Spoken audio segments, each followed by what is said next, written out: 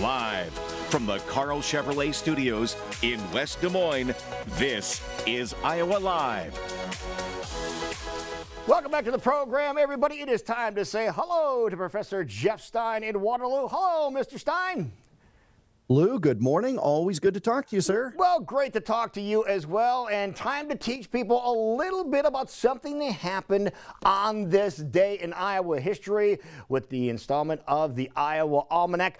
So let's first start talking about that. We know that what many came to know as the United States, many came here to escape a religious persecution, but we often think of the Pilgrims and go way back there, but don't think of things that are a little bit more recent, and that's what we're talking about today. Absolutely, sir. It was on this date, August 24th of 1854, that a group called the, get this name, Evangelical Lutheran Synod of Iowa and Other States. That group was formed. Okay. That long name was typically shortened to simply the Iowa Synod. That makes sense. Now, this all happened at St. Sebald, which is in Clayton County in northeast Iowa. The synod was formed as a result of disagreements at a settlement of pastors in Saginaw, Michigan. The pastors had been sent to America from Germany by Johann Conrad Wilhelm Leah. The group split after the fight. Some joined the Missouri Synod, and a small group of others moved to Iowa, including Georg Grossman and Johannes Diendorfer. A decade, 10 years after its founding in 1864, the Iowa Synod adopted a constitution and a formal name, which, in the native German, let's see how badly I can do this. Go ahead. Was Die Deutsche Evangelische Lutheranische Synod von Iowa. There you go. Common spelling, sir? Yeah. Yes, yeah. Common spelling of Lutheranisch. Yes, that's it. I took German in high school, and I worked the German Lutheran in Iowa. I got a synod. I have that.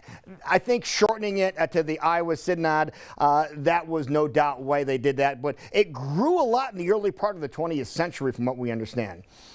I took French. I didn't take German. Why didn't you read that part? Well, you're right. It did grow. 4 decades after it was founded, the Iowa Synod grew when most of the congregations of the First Evangelical Lutheran Synod of Texas joined the Iowa group as the Iowa Synod's Texas district. More growth came. By the end of the 1920s, for example, the Iowa Synod had 637 pastors, 932 congregations, and get this, 150,683 members.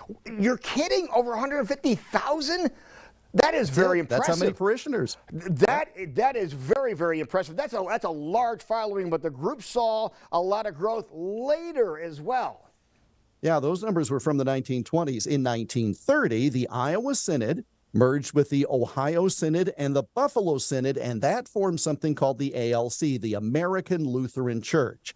A half-century later, more mergers, and the now larger group became part of what became known as the ELCA, the Evangelical Lutheran Church in America. That happened 35 years ago, but the original group of dissident pastors from Michigan came to Iowa to found the Iowa Synod at St. Sebald. And it all happened, Lou, on this date in 1854. See, that's what I love about the Iowa Almanac. Every day there's something new and some little piece of Iowa history that you may not have known. And I'm sure there's a lot of people that are going to be able to share that story later on today, isn't there? Absolutely. And we had one yesterday about the founding of the United Methodist Church in Iowa. And so it's interesting just to see how these things developed. And so you may be a person of strong faith, but not know how your particular congregation came to be. This may answer a bit of it. All right. People want to get more details on what you just talked about. How can they follow you online and get more information? A new story every weekday, iowaalmanac.com, on the socials as well, at Iowa Almanac. Professor Jeff Stein, thank you so very much. You stay cool. We'll talk to you next time.